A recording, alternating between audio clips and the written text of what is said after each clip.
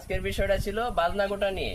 এই বাজনা গোটা প্রচুর পরিমাণে কাইল্লাজিরার যেরকম 99টি ওষুধ রোগ নির্মাণ করে, সেম এই বাজনা গোটাও 99টি রোগ নির্মাণ করে।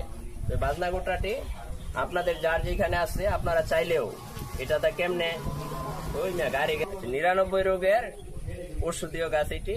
এটা আসলে কিভাবে আসলে এটার তেল সংগ্রহ করতে হয় এই বিষয়টা তো জানার খুবই প্রয়োজন দেশবাসীর।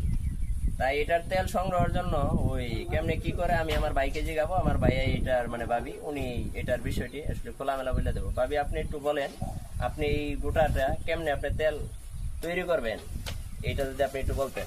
এটাতে কেমনে তেল তৈরি করেন আপনি একটু বলেন তো শুনি। এটা আমরা প্রথমে শুকাতে দেই রোদ্রে, পরে এই যে এরকম ফেটে বের হয় বিচি, তারপর এটা এরকম করে আলাদা করার পরে সেটা সিদ্ধ করার পরে আমরা ওটা হালকা বাজা পরে মেশিনের মাধ্যমে আমরা তেল বের করি। এই তেল খাওয়াও যায়, খুবই দামি তেল। হ্যাঁ, এটা খুবই দামি তেল। খিচুড়ি এবং শাক বিভিন্ন ক্ষেত্রে আপনারা এটা খেয়ে থাকেন।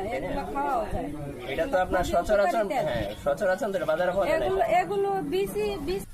এগুলা বিচি বের করার পরও এগুলা খোসা ফালানো যায় না। এগুলা খোসাও কাজে লাগে, বিভিন্ন ওষুধের কাজে ওষুধ বানানো যায়। তার মানে হলো এই যে এই গাছটি মানে পাতার থেকে দইরা এবং গাছের চামড়া সহ পুরাটাই ঔষধীয় গাছ। হ্যাঁ, যাই হোক আপনার কাছে আসলে অনেক কিছু শেখা হলো, আসলে এগুলো জানা নাই। আর যারাই আপনারা আমাদের এই ভিডিও দেখতেছেন, এই আমার বাবির মুখ থেকে শুনলেন, আপনারা চাইলেও এইভাবে আপনারা এই গাছ যদি আপনাদের থেকে থাকে তাহলে আপনারা এইভাবে তেল কেমনে বাইর করতে হয়, সংগ্রহ করতে হয়, এই বিষয়টা আপনারা এখান থেকে শিক্ষণীয় আছে, আপনারা এটা জানবেন। তাই দেখবেন। আর এই গাছটি তো ঔষধীয় গাছ, এটা খুবই উপকারী গাছ। আশা করি যে সকলেরই ভালো লাগার কথা, যেহেতু আল্লাহ পাক পৃথিবীতে যত রোগ তৈরি করছে প্রত্যেকটা রোগের এই ওষুধ বিভিন্ন গাছপালায় দিয়ে থাকে, কিন্তু আসলে আমরা ওইভাবে জানি না। আর জানি না ব্যতীত আমরা এটা সঠিকভাবে এটা ওই ব্যবহার করতে পারি না। তাই আমাদের আসলে অনেক জায়গায় দৌড়াইতে হয়।